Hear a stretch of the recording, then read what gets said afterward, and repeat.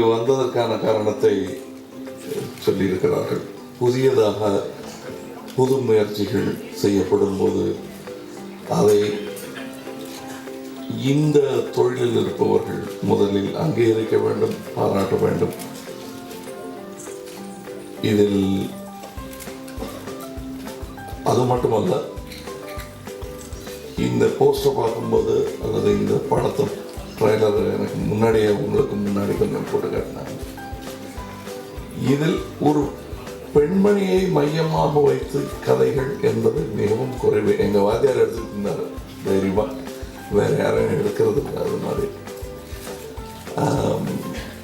அது வீட்டில் எல்லார் வீட்லேயும் பெண்கள் ராஜ்யம் தான் இருந்தால் கூட அது என்னமோ தெரியல, சினிமாவில் அது நடக்க விடாமலே பண்ணிட்டு இருக்காங்க.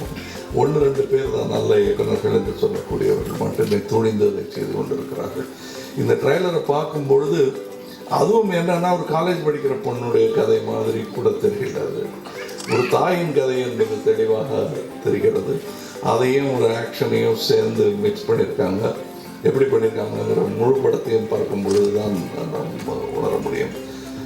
இதில் நந்தா அவர்களின் தொழில்நுட்பம் தெளிவாக தெரிகிறது. அதில் அவர் சொல்லிட்டு இருந்தார், இந்த வழக்கமாக போடும் படாடோபம் பெரிய ரிஃப்ளெக்டர்ஸ் இதெல்லாம் பண்ணல நான் அப்படின்னு. அதுதான் இனி வரப்போகும் காலகட்டத்தில் எல்லோரும் பாராட்டும், எல்லோரும் விரும்பும் நிலையாக வரும். ஒரு 4000 பேரை வச்சு எடுத்த சினிமாவே 200 பேர் பார்த்தா போதுங்கிற மாதிரி இல்லாமல் ஒரு சின்ன குழு செய்ததை கோடிக்கணக்கான பேர் பார்ப்பது தான் எங்களுக்கும் பெருமை, கலைக்கும் பெருமை. அந்த நிலை வந்து கொண்டிருக்கிறது. தொழில்நுட்பம் முன்னேறி கொண்டிருக்கிறது. நிறைய பேருக்கு வேலை வாய்ப்பும் சிறிய சிறிய குழுக்களாக அவர் பணிபுரியும் நிலையும் வந்தாக வேண்டும் என்பதை நல்ல செய்தியாக சொல்லுறேன். இவர் எல்லாம் கெட்டதே சொல்லுவாருங்க, சுனாமி ஒரு நேரம் வந்துருச்சு அப்படின்னு சொல்லிடக்கூடாது. இது நல்ல ஒரு செய்தி, நல்ல ஒரு தொழிலுக்கு நல்ல ஒரு விஷயம்.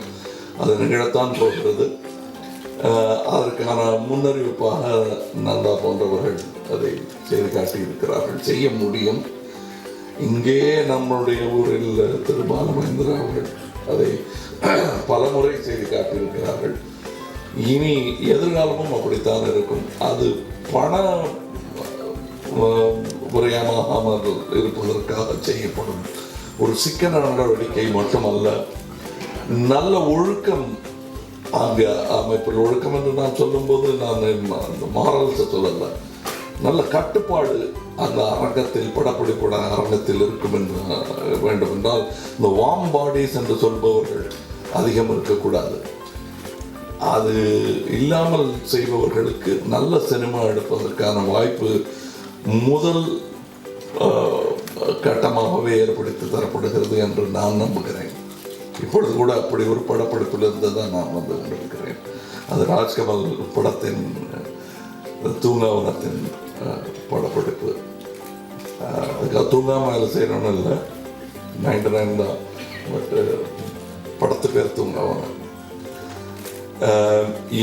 நான் இங்கே வர வேண்டும் என்று விரும்பி கேட்டதற்கு காரணம் அனுவாசன் மட்டுமல்ல, இங்கே நந்தா அவர்கள் அதை மிகவும் விரும்பினேன் என்பதை அவர் சொன்னார்கள். நல்ல இளம் கலைஞர்கள் என்பால் அன்பு வைத்திருப்பது நான் ஒரு அட்வான்ஸ் புக்கிங்காக நினைத்துக் கொள்கிறேன். இளம் டெக்னீஷியன்ஸ் என்னை பார்த்து நல்ல கலைஞர் என்று சொல்வதும், சின்ன பிள்ளைகள் என் படம் பிடிக்கும் என்று சொல்வதும் எனக்கு இன்னும் கொஞ்சம் நேரம் இருக்கிறது என்பதை தெளிவுபடுத்தும் உண்மையாக நான் ஏற்றுக்கொள்கிறேன். அவர்கள் அன்புக்கு இந்த படம் வெற்றி பெற லக்ஷணா பிக்சர்ஸுடைய இந்த முயற்சி வெற்றி பெறவும், இதில் பல பேர் முகம் இதுவரை பரிச்சயப்படாத பல பேருக்கு நாசர் அனுவாசன் தவிர பாக்கி பேர் அடையாளம் தெரியல. ஆனால் இந்த படம் முடியும் பொழுது அவர்கள் எல்லோரும் தெருவில் நடக்க முடியாத அளவுக்கு பாப்புலரான நடிகர்கள் ஆவார்கள் என்று கடமைப்பட்டிருக்கிறேன். சண்டை காட்சிகளில் எல்லாம் அபாரமான சண்டை காட்சிகளை, சாதுரியம்,